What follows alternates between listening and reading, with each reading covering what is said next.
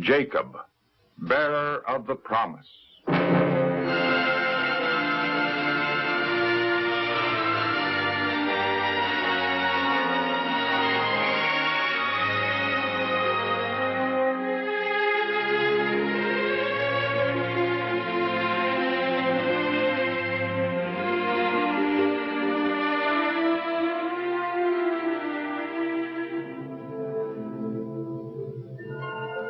Almost 4,000 years ago, a man named Abraham heard the call of God and left his home in Haran to come to the land of Canaan.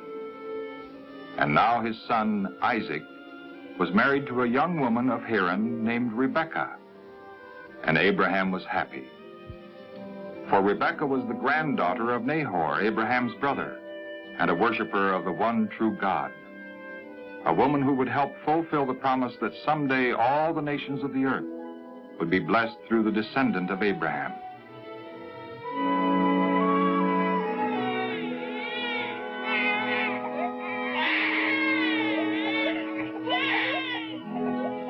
The years passed, and God blessed Isaac and Rebekah with twin boys. The firstborn was named Esau because his skin was hairy. The second was called Jacob. And Rebekah often thought of something God had said to her before their birth. The older one will serve the younger. Although the boys were twins, they grew up very different in character. Esau became an expert hunter, a man who roamed the hills and forests, while Jacob was a thoughtful and hard-working man who took care of his father's herds and flocks and loved the quiet of his tent. One day, Esau came home tired and hungry and smelled the food Jacob was preparing for himself.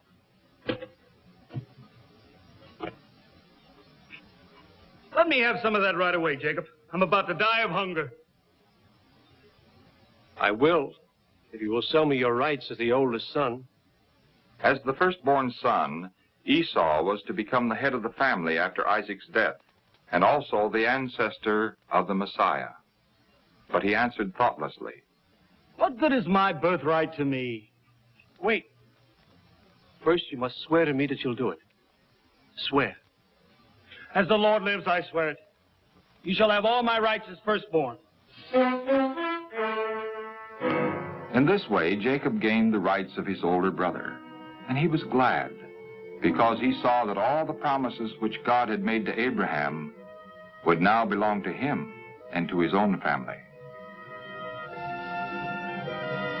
As Isaac grew older, his eyesight became so poor that he could not see.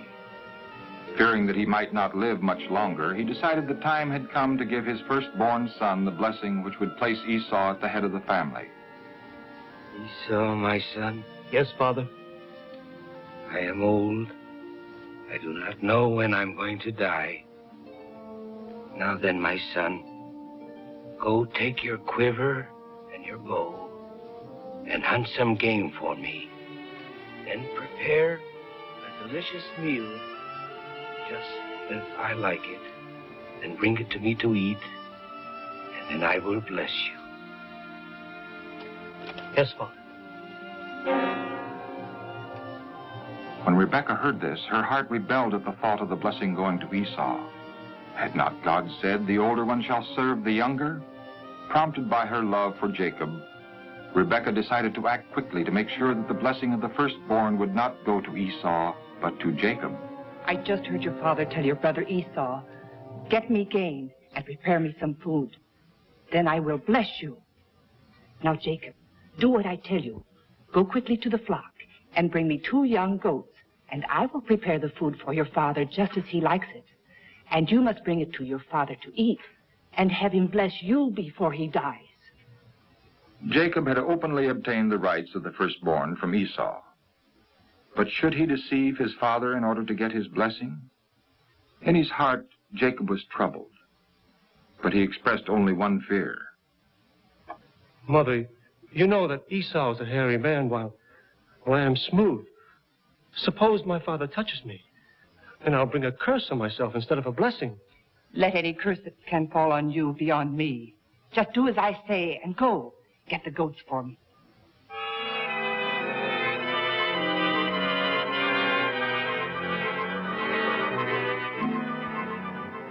Rebekah had planned well. She put Esau's best clothes on Jacob and fastened pieces of goatskin on his hands and neck so that they were no longer smooth. And Rebekah gave him the food which she herself had prepared.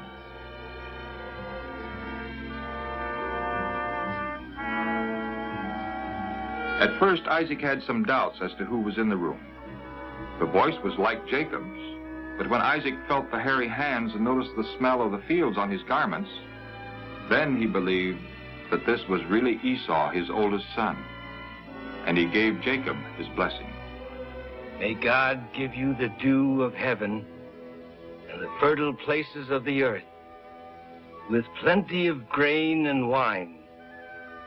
Let people serve you, and nations bow down before you. Be the rule over your brothers, and may your mother's sons bow down before you. Cursed be those who curse you, and blessed be everyone who blesses you. Jacob now had the blessing of his father, and worried over what he had done, he hurried away. And not a moment too soon, for he scarcely had disappeared when...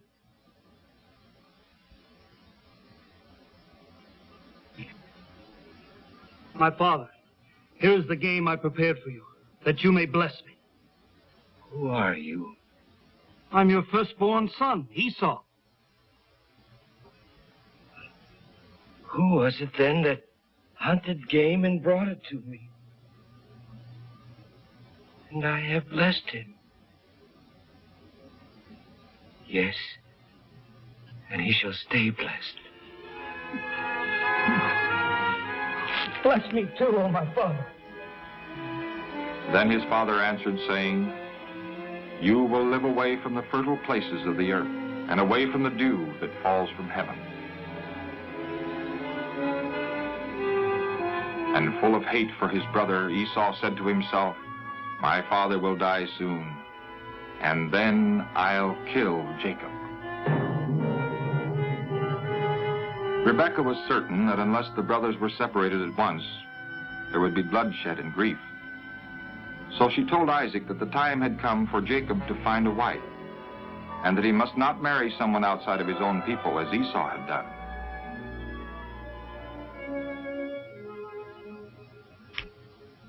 Do not marry any of the women of Canaan, but go to the plain of Syria and marry a daughter of Laban, your mother's brother. Yes, Father. Then Isaac blessed Jacob and sent him on his journey. Now Jacob would be safe from Esau's anger, but his leaving meant that Rebekah might never see her beloved son again.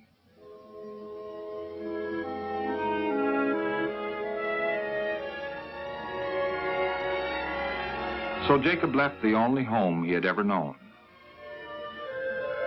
That night as he slept, Jacob had a strange and wonderful dream. He saw a ladder standing on the earth, and the top of it reaching up to heaven. And the angels of God were going up and down on it. And the Lord spoke to Jacob in his dream, saying, I am the Lord, the God of your grandfather Abraham. The land on which you are lying I will give to you and to your descendants. And by your descendant, all the people in the world will be blessed. And now I shall be with you and will protect you wherever you go. And I will bring you back to this land.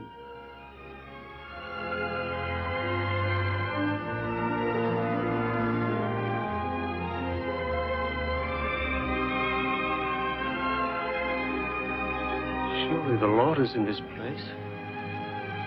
And I didn't know it. How wonderful.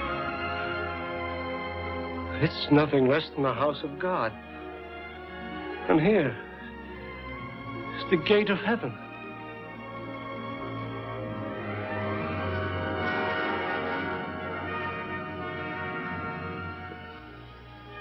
In the morning, Jacob rose early and took the stone on which he had rested his head and set it up as a pillar and poured oil on it.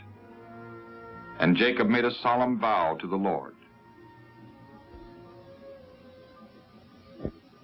If you will be with me and will give me food to eat and clothing to wear, so that I come back safely to my father's house, then you will be my God, and I will give you 1/10 of everything you give me.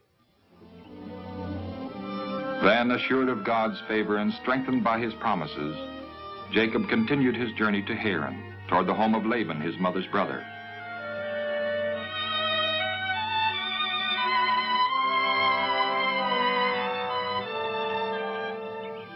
And when Jacob at last arrived in Haran, he saw some shepherds resting by a well, and he asked them about his uncle. Laban, the grandson of Nahor? Yes, we know him. Is he well? Yes, he's well. See, here comes his daughter Rachel now to water his sheep.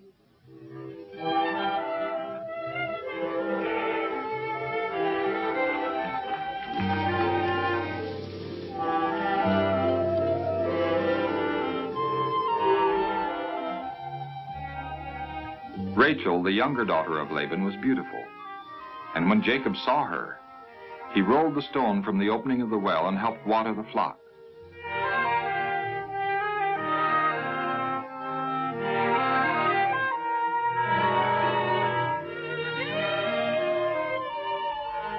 Then Jacob told Rachel, "I'm Rebekah's son."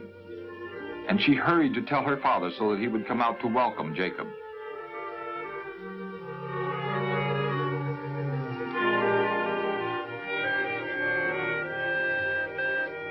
Jacob stayed at his uncle's place, and although Laban had an older daughter, Leah, Jacob fell in love with Rachel, and he agreed to serve his uncle 7 years if he could marry Rachel.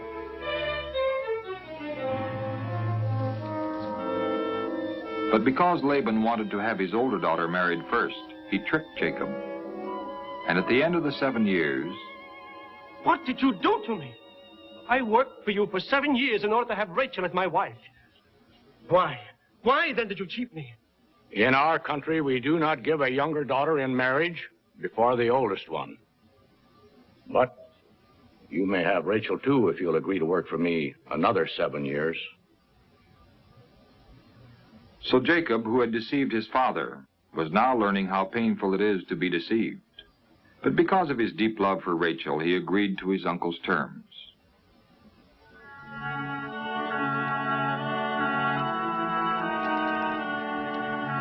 As the years passed, Jacob prospered greatly. The Lord gave him a large family and many flocks and herds. But still his heart was not at rest. He longed to see his homeland again, to make peace with his brother Esau. So, with his family and his servants and all his flocks, Jacob journeyed from Haran and crossed the Jabbok River, where they camped for the night. 20 years had passed since Esau had threatened to kill Jacob. What if Esau had not forgiven him for taking his blessing? The night before he met his brother, Jacob turned to the Lord in prayer and wrestled with him until daybreak. Because Jacob firmly clung to God in faith, God told him, "Your name will be Israel, for you have fought with God and have won." But in the struggle, Jacob's hip was injured, and from that time on, he walked with a limp. In the morning, Jacob hurried ahead to meet his brother, to whom he had already sent gifts with which to win his favor. And when Jacob saw Esau approaching, he bowed low 7 times to show his desire for his brother's love and friendship.